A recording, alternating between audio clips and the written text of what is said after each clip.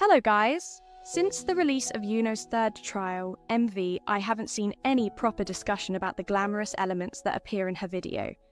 That's why I've decided to take matters into my own hands and do an analysis for it. Hope you enjoy it.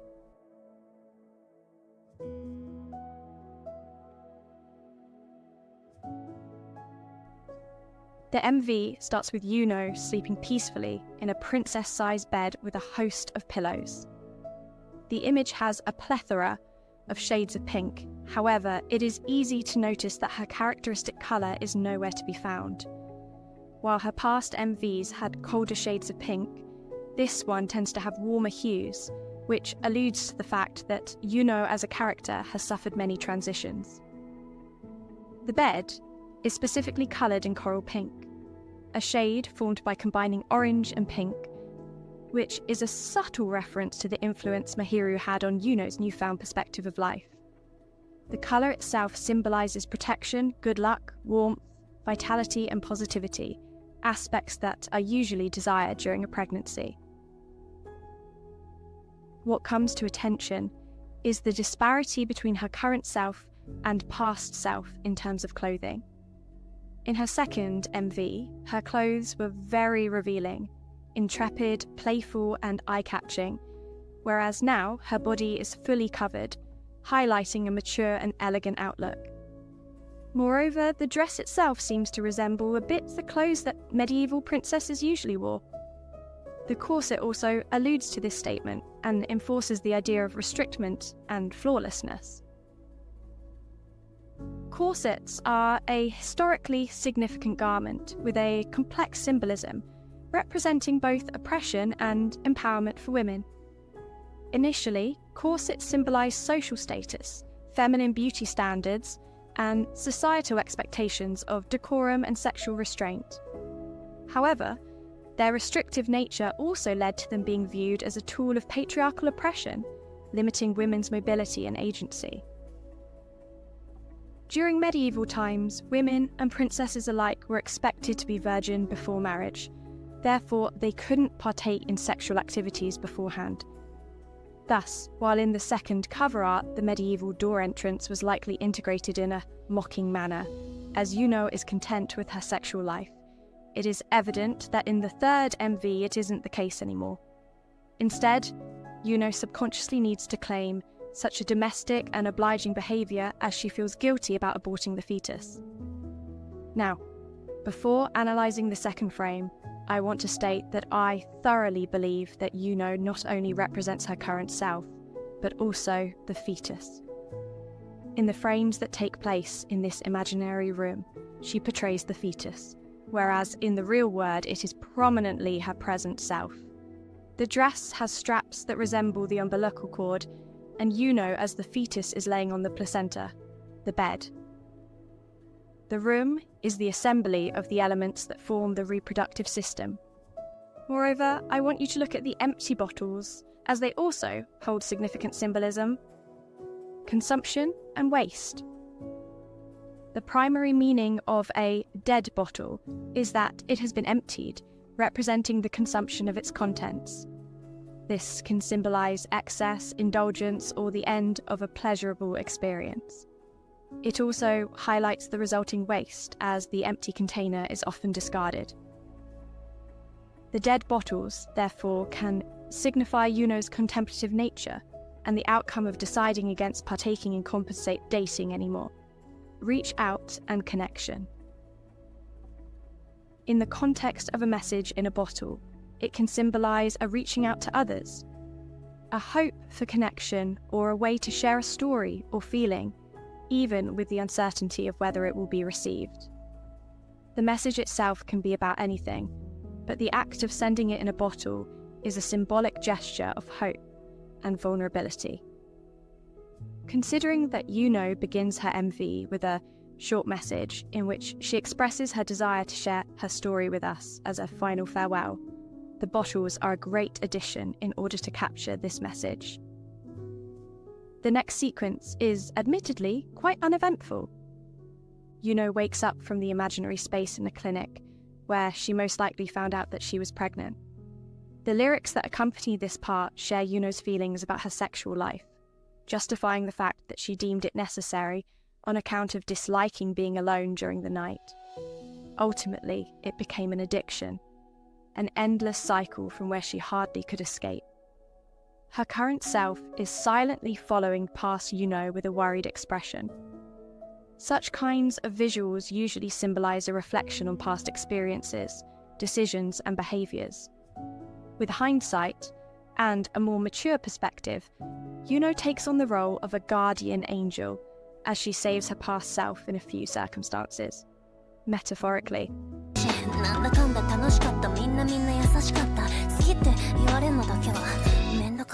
As Yuno arrives at the metro station, in the lyrics that follow, it is expressed her admittance that she genuinely enjoyed and believed that compensating dating helped her escape from loneliness due to the fact they provided her with commodities and kindness. Nonetheless, she realized that her relationship with her clients wasn't love, but pure lust. While love is a form of commitment and it lasts a long period of time, lust is a fleeting feeling, and therefore a short-lived method in which Yuno was granted warmth. She knew the discrepancy between these two notions and was disgusted when her clients told her Illis as they came off as meaningless. Suddenly, Yuno becomes sick and vomits in the bathroom sink. This is usually an early pregnancy sign, but it also serves as another reminder for Yuno that this is what her reality had become. She inquires herself if this is a punishment for her carelessness, for succumbing to these frivolous desires, as she isn't even aware of who is the fetus' father. In the mirror, she's hunted by this new addition to her body, behind her, being the uterus where the fetus is slowly developing. The way it pulses as it is breathing, it not only creates a grotesque visual, but also emphasizes the horrifying emotions Yuno is experiencing. Since this moment, Yuno's mental condition gradually deteriorates. Moreover, this is where the suicidal ideation penetrates her mind. In a brief moment of dissociation, her inner intentions are portrayed as she considers jumping in front of the metro to escape from taking accountability, as she is genuinely afraid of her future. Yuno hugs her past self as she saves her from meeting a tremendous demise. The lyrics that follow are a direct criticism not only to our judgment, but also to her life in general. There were never warning signs to stop before it was already too late, and her fate was sealed. It doesn't help the fact that her guilt actively consumes her, especially taking into consideration the fact that Mahiru, the person with whom she was closest to, desired what Yuno had easily discarded. We are once again in the imaginary room, the personification of the place where the fetus was developing. Present Yuno symbolizes the fetus, and as she is embracing past Yuno, the scale of justice is slowly moving. Each scale represents the fetus and Yuno's life respectively, being an allegory for the importance of these two. For her, both lives should be equally important, and she expresses the desire to have met the same outcome as the fetus. The scale of justice is a symbolic representation of fairness and impartiality in legal proceedings. It is most commonly associated with the figure of Lady Justice, who is often depicted holding a set of scales. These scales represent the weighing of evidence and arguments from both sides of a case, signifying that justice should be administered objectively, without bias or prejudice. In the real world, again, Yuno admits enjoying another detrimental pleasure, smoking. Although not actively partaking in it, she still consumes the hazardous aspect of cigarettes and even comments on the fact that the smoke serves as a menthol, refreshing her mind. It is quite interesting that the lyrics play in the moment when Yuno is in a state of delirium and indecisiveness, overtaken by suicidal ideation. She continues this journey with dull and empty eyes. If you missed it before, right when Yuno reached the metro station, there was a clock which showed that the time was 2:35 p.m. In the current frame, her wrist clock shows approximately 2:52 p.m. Clocks, beyond their function of timekeeping, symbolize various aspects of human existence, including the passage of time, mortality, and the cyclical nature of life. They can also represent new beginnings, opportunities, and the structure of daily routines. In art and literature, clocks often highlight themes of transience, the inevitability of time's passage, and the potential for loss or regret. This part of the analysis is based more on a simple guess, but if we consider the time when Yuno unconsciously attempted suicide was 3 p.m, interesting results arise. In Christianity, 3 p.m, or the hour of mercy, symbolizes the time of Jesus Christ's death on the cross and is associated with divine mercy and redemption. Spiritually, 3 p.m. can also represent a time of reflection, prayer, and seeking forgiveness. Additionally, 3 p.m. as 3 o'clock can also be a reference to the number 3 and its symbolic representation of unity, completeness, or even the Holy Trinity. For Yuno, this was the moment when she successfully changed her fate, but unfortunately also the reason for her current predicament. This scene foreshadows the death of the fetus, the wristwatch being a smaller replica of the mirror in the metro station. Moreover, it marks the moment of Yuno's deepest regret and sorrows, a glimpse of reflection. Stairs appear once more, but this time we are aware that they are the method in which Yuno successfully aborted the fetus. However, it is intrinsic to acknowledge that they are an intricate symbol in this story. When someone is at the bottom of a staircase, they usually look up at the top, representing their goals and aspirations. Also, stairs can be seen as a journey, with each step representing a different stage in life. This makes them the perfect symbol for new beginnings, representing both the start of something new and the potential for growth. This is usually the symbolism that is commonly associated with stairs. Nonetheless, considering our context, it feels like it's mocking Yuno's situation. Her unconscious intention wasn't to get out of this alive. She was in a vulnerable state and was desperately trying to search for a means of finding some solace, a method to solve her problems.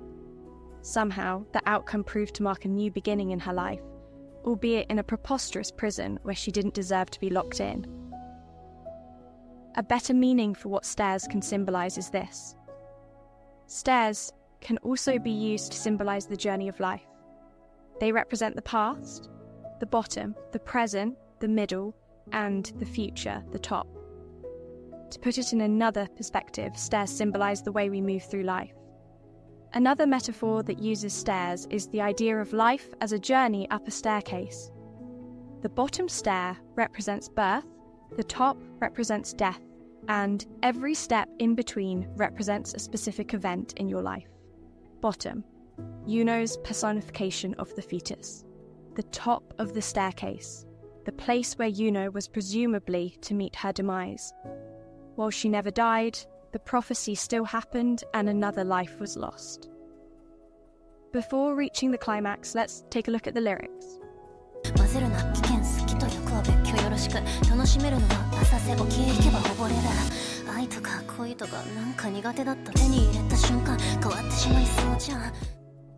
As I have expressed at the start, Yuno acknowledges the discrepancy between love and lust. She doesn't want these rudimentary relationships to be described with the word love. They are nothing but frivolous attempts at seeking some sort of pleasure and warmth. Lust is a fleeting feeling, while love means commitment and responsibility, aspects that Yuno never desired and actively tried to flee from. And a great example for this is Yuno's desperate attempt to escape from the unfortunate situation and not take responsibility for her actions, the reason why she became pregnant. I think this line perfectly captures the huge contrast between present Yuno and past Yuno. Present Yuno has warmer colours and, such, the dawn, while past Yuno has colder colours and such, the dreams cooling. Dawn is associated with new beginning and hope, whereas dreams can reflect unconscious desires, anxieties, and unresolved emotions, and thus the enormous emotional distress Yuno has faced in the moment when she unconsciously threw herself over the stairs. Present. Yuno tries desperately to catch her past self in a futile attempt to prevent the tragedy which brought her into Milgram, and which she now deeply regrets. Of course, however, the past cannot be changed and the damage is already done. Present. Yuno, now being placed again in the role of the fetus, is the one that fully embraces the explosion. This symbolises how only the fetus had died, cushioning Yuno's fall and her being the sole survivor of the incident. The real uterus explodes, and therefore its personification also suffers collateral damage. The lyrics that accompany these scenes highlight Yuno's survivor guilt. Not only her closest friend had died, but Yuno is also responsible for discarding what Mihiru had desired the most, but was unable to achieve.